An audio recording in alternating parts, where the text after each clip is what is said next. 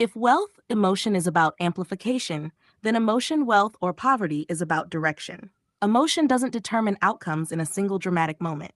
It determines patterns, and patterns, repeated over years, quietly decide financial trajectories.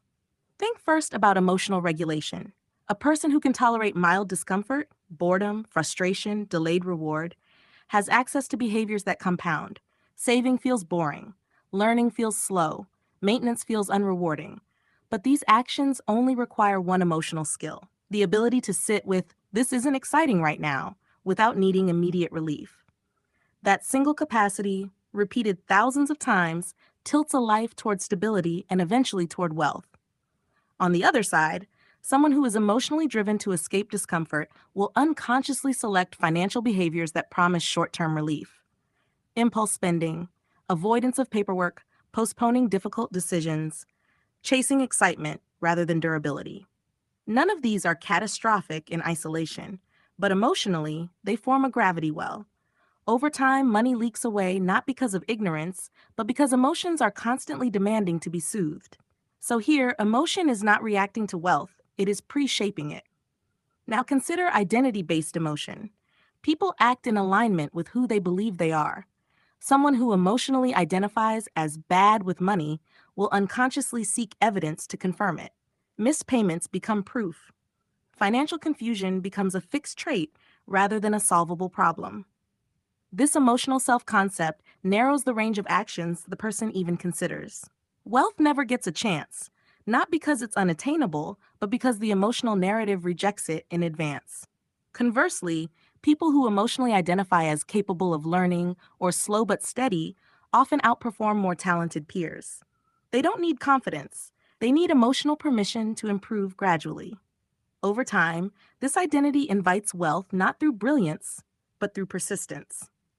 Emotion also governs risk perception, which is one of the strongest bridges between emotion and financial outcome. Two people can face the same opportunity. One sees manageable risk and potential learning, the other feels existential threat. The difference isn't intelligence, it's emotional calibration. Chronic anxiety exaggerates risk, leading to paralysis and missed opportunities.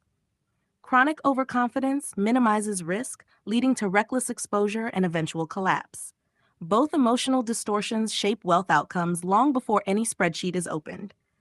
Then there's resentment, one of the most financially corrosive emotions. Resentment often disguises itself as moral clarity. The system is rigged. Only greedy people get rich. Money changes people. Sometimes these statements contain truth, but emotionally, resentment externalizes responsibility. It provides relief from envy and frustration, but at a cost. It discourages engagement. People who emotionally reject wealth on moral grounds often avoid learning how money actually works. The result is not virtue, it's vulnerability. By contrast, emotional curiosity, especially when paired with humility, creates upward drift.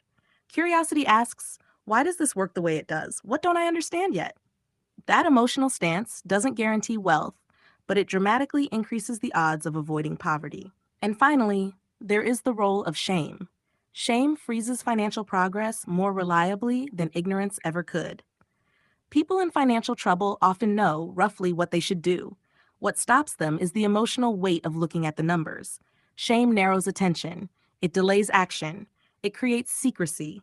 Over time, manageable problems become structural ones, not because of math, but because emotion prevented early intervention. So yes, emotion, wealth, or poverty is not just a counter lesson. It is the upstream lesson. Wealth is often the downstream residue of emotional habits. Tolerance for boredom, comfort with uncertainty, willingness to feel temporarily inadequate, ability to separate self-worth from outcomes, capacity to engage rather than avoid.